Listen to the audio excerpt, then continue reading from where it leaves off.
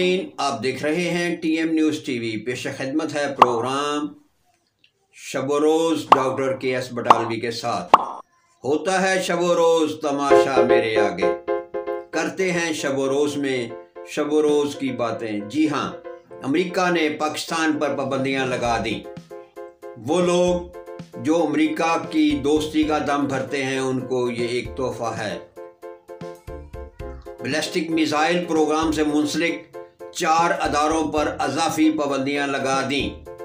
अमरीकी महकमा खारजा के तर्जुमान मैथ्यू मिलर की वाशिंगटन में प्रेस कॉन्फ्रेंस करते हुए कहा, पाकिस्तान के 4 अदारों को नामजद किया गया है, जिनमें नेशनल डेवलपमेंट कॉम्प्लेक्स, फेलिटस international, Akhtar and sons private limited और रॉक साइड इंटरप्राइजेज शामिल हैं। इन तमाम कंपनियों ने पाकिस्तान मिसाइल प्रोग्राम के लिए मुबैना तौर पर मिसाइल और मिसाइल से मुतल्लका आलात खरीदे और फराहम किए। मीडिया रिपोर्ट्स के मुताबिक अमरीकी इक़दाम बड़े पैमाने पर तबाही फैलाने वाले हथियारों के खिलाफ है।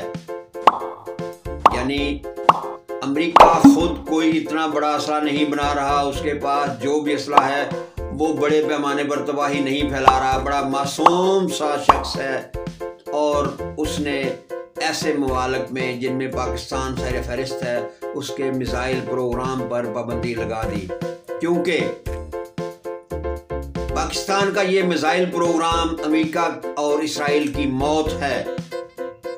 उन्हें ये खौफ है कि पाकिस्तान ने अगर अपने बैलिस्टिक मिसाइल को दाग दिया तो वो सीधा इसराइल में जाके गिरेगा, तल अवीव में जाके गिरेगा, इसराइल के तमाम शहरों को नेस्तो नाबूद कर देगा और ऐसे ही भारत के तमाम शहरों को नेस्तो नाबूद कर देगा।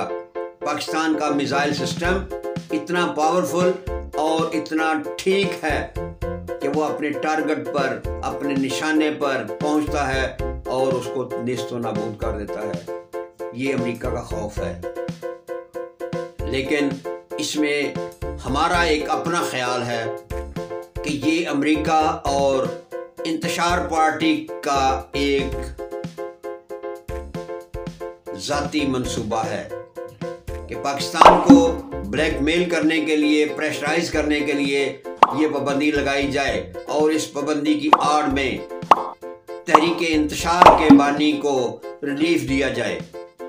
हो सकता है ऐसा ना हो, लेकिन हमारे ख्याल में ये ऐसा ही है, क्योंकि अमेरिका और इंतशार पार्टी का सरबरा मुजरिम इमरान खान एक ही हैं।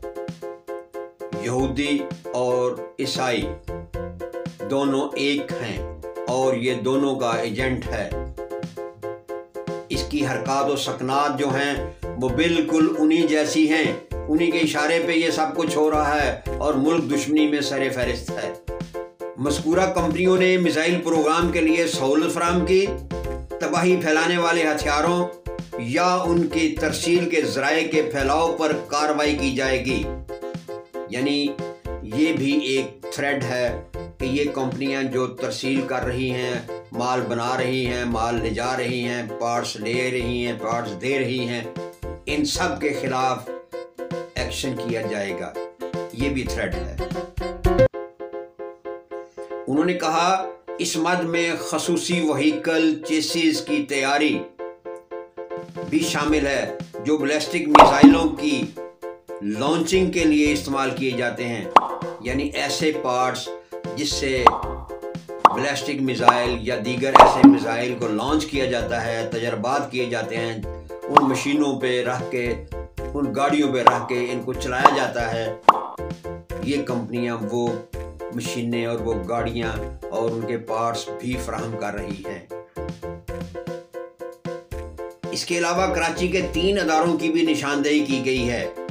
ये पाबंदियां एग्जीक्यूटिव ऑर्डर EO 13,382 तहत लगाई गई हैं, जिसमें बड़े पैमाने पर तबाही फैलाने वाले हथियारों और इनकी तरसील के निज़ाम को हदफ बनाया गया है। ये एक आलमी कानून है जिसके तहत पाकिस्तान पर पाबंदी लगाई गई है।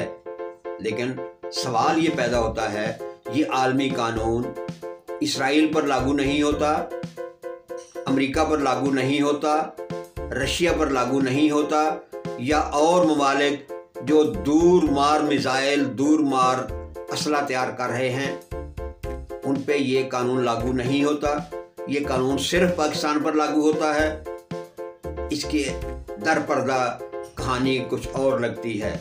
ان کا کہنا ہے کہ پاکستان کا نیشنل ڈیولپمنٹ کمپلیکس پاکستان کے بیلسٹک میزائل پروگرام کا ذمہ دار ہے۔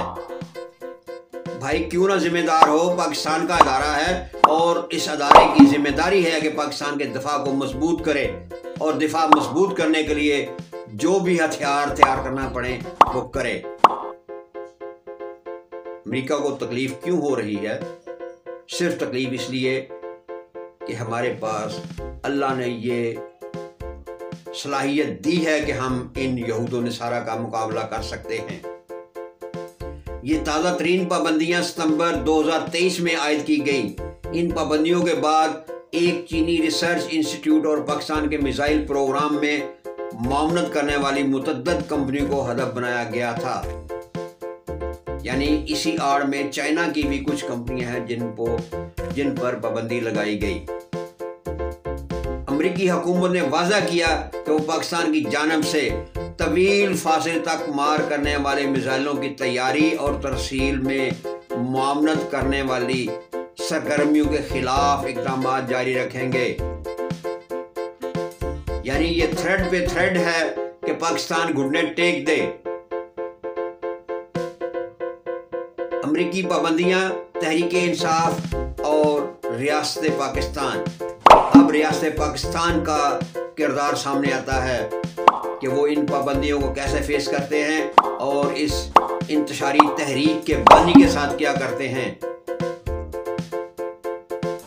سوال یہ پیدا ہوتا ہے کہ ہمارے حکمران، ہمارے اسٹیبلشمنٹ، ہماری آرمی اس کو کیسے لیتے ہیں؟ ان کو آسان لینا، سستا لینا نہیں چاہیے۔